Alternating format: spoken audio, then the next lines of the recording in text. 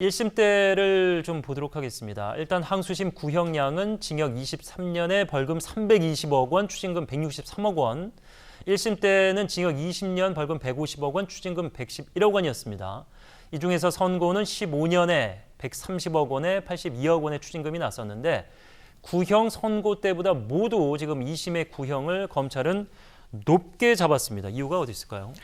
지난해 5월에 이제 삼성 다스의 소송 비용으로 건넨 51억이 있는데요. 예. 이 51억의 성격을 뇌물로 이제 보면서 검찰은 공소장을 변경을 했습니다. 예.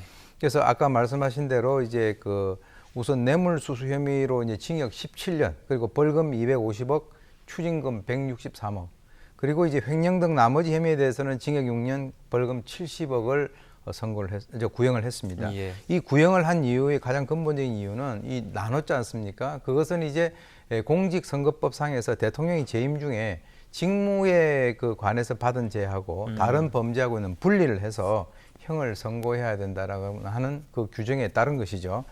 검찰은 구형을 하면서 이제 지금 이 전 대통령에 대해서 반성 없이 남 탓에 몰두를 하고 있다. 그리고 국민에게 부여받은 그 권한을 자기 사익을 추구하는 것 수단으로 남용을 한 것은 이 헌법 가치를 훼손한 것이다. 이렇게 얘기를 하면서 1심에서 징역 15년이 나왔지 않습니까? 예. 그래서 사안의 중대성이라든가 다른 사건과의 어떤 비교를 생각을 해봤을 때 너무 가볍다라고 얘기를 하면서요. 지금 이제 반헌법적인 그런 행위를 처벌함으로써 법치주의의 근간을 확립할 필요가 있다라는 의견을 제시를 했습니다. 예.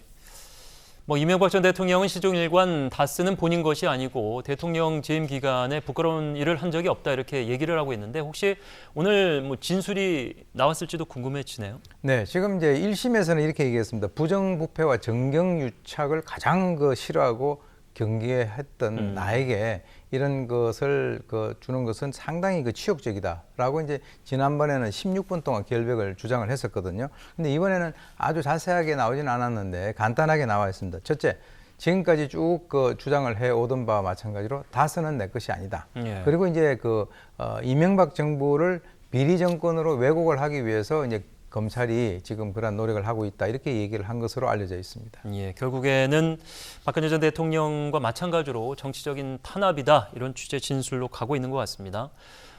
재판부는 2월 중에 선고 공판을 열 계획인데요. 앞서 보신 대로 1심에서 이제 20년 구형했다가 15년이 선고됐기 때문에 통상적으로는 구형량보다 선고가 낮아집니다. 그래서 3년 높은 구형을 했다면은 선고 역시 15년보다는 조금 늘어날 가능성이 있다 이렇게 보는 건데. 네, 근데 이제 일반적으로 말이죠. 일반적으로 항소심에서는 만약에 공소장에 있어서의 범죄 사실이 동일했다라고 하면 일반적으로 조금 낮춰지는 그런 경향이 오히려 있죠. 근데 이번에는 이제 형량이라고 하는 것이 더 늘어날 것이다라고 하는 어떤 가능성이 조금 있다라고 하는 것이 왜냐하면 구형 자체가 20년에서 23년으로 늘어났고요. 그 이유를 이제 추가적으로 아까 말씀드렸던 이 뇌물 액수가 51억이 늘어났기 때문에 지금 만약에 그렇게 보게 된다면 어떤 선고가 좀 더 늘어날 수 있는 그런 가능성이 있지 않느냐라고 이제 조심스럽게 추정을 해볼 수 있겠습니다. 예.